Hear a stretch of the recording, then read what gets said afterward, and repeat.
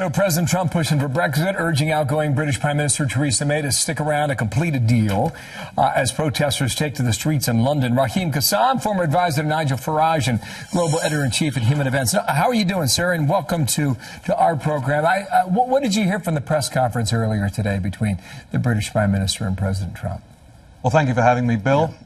It was an extraordinary press conference. It seems that everything that should be going the way it should be going is going the way it should be going, and I think that's to the chagrin of a lot of liberal commentators on both sides of the pond. They expected faux pas, they expected some things not to go right for the president, but actually from a formal perspective, from a ceremonial perspective, everything's going quite well. The press conference was interesting because the talk of trade, the talk of Brexit, I mean, President Trump has always been a supporter of Brexit from when he heard about it, but he still remains supportive of it. And I think the potential for a big trade deal between the UK and the US is probably at its peak right now, and we should get on with negotiating. How come?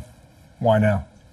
Well, because we are at the precipice now of leaving the European Union. October the 31st is and will be the final deadline. There can be no doubting that. Everybody who's favourite to run as the next Prime Minister, Boris Johnson, all of these guys, they're saying, no, look, that's the last date. We've put it back enough. It's time we actually started negotiating this deal. We've been talking about it for nearly a decade, actually. Behind the scenes, Conservative backbenchers have been talking about how the UK and the US can work better together on trade. And, of course, the US-EU trade deals broke out. Based on that logic, then, you get a deal, you sell it to the people in the UK, and you get a bigger push to make the exit. That's what you're describing here.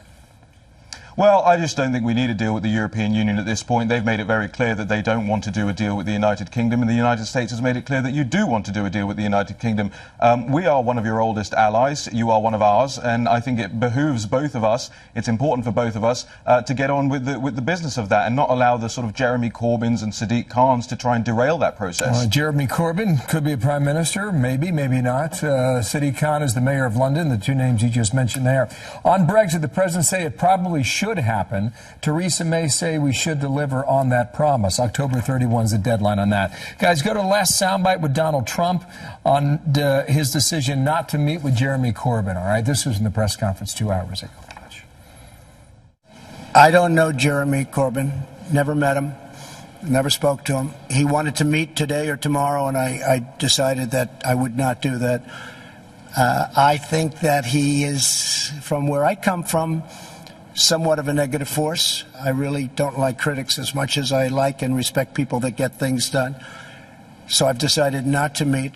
We don't know entirely what the relationship is with Mayor Khan and the rest of the people in London, but perhaps you can enlighten us. You agree with the president when he made those comments about a negative force. How come?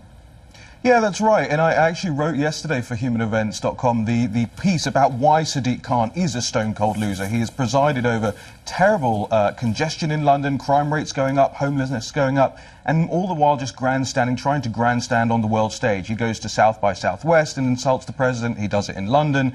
And that's a negative influence, right? And the same with Jeremy Corbyn. I mean, he is supposed to be Her Majesty's loyal opposition party leader. And today he relegated himself to protester. He protested outside Downing Street in Trafalgar Square against the president's visit, all the while having reached out to the president. Or in his own words, he said he would meet with the president.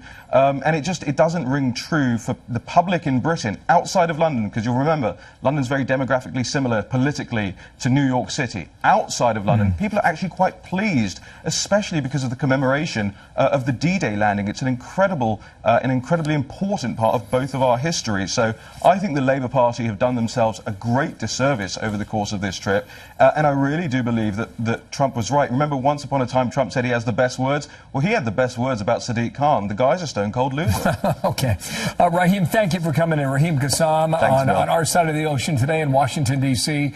When he described D-Day and the events of Normandy, they're going to play out starting tomorrow, and they're going to be significant. Thank you for your time today, sir. Nice to see you. Thank you, Bill. You bet. Sandra, what's next?